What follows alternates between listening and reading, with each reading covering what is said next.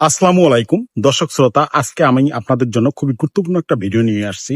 এই ভিডিওর বিষয়টি হচ্ছে যে অনেকেই আপনারা জানেন না যে কোনো মামলায় পড়ার পরে আপনারা জামিন হন। জামিন হওয়ার পর আপনার করণীয় কি, আপনারা কি করবেন? আসলে জামিন হওয়ার পরে আপনাদেরকে কিছু শর্ত দেয়, সেই শর্তগুলো আপনাদের মেনে চলতে হয়। আপনারা সেই শর্তগুলো ভঙ্গ করবেন না।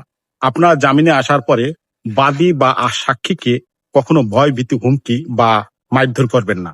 আপনি তদন্তকারী কর্মকর্তাকে কখনো তার তদন্তের কার্যে ব্যাঘাত ঘটাবেন না।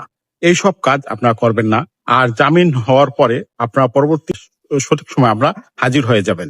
আর আপনারা যদি কোনো কারণে যদি আদালতে হাজিরের যে ধার্য তারিখ আছে সেই সময় যদি আদালতে হাজিরের যে ধার্য তারিখ আছে সেই সময় যদি আপনারা হাজির না হন, হাজির না হতে পারেন, সেক্ষেত্রে আপনার যে বিজ্ঞ আইনজীবী আছে তার মাধ্যমে আপনারা সময়ের প্রার্থনা করবেন।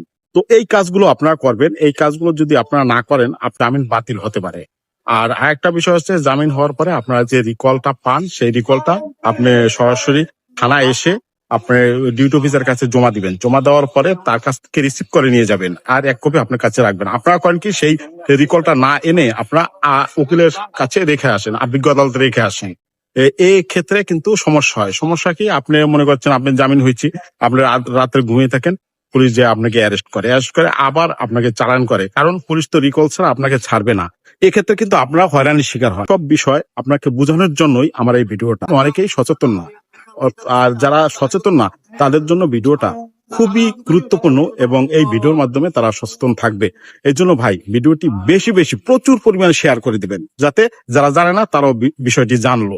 তো ভালো থাকেন। আসসালামু আলাইকুম।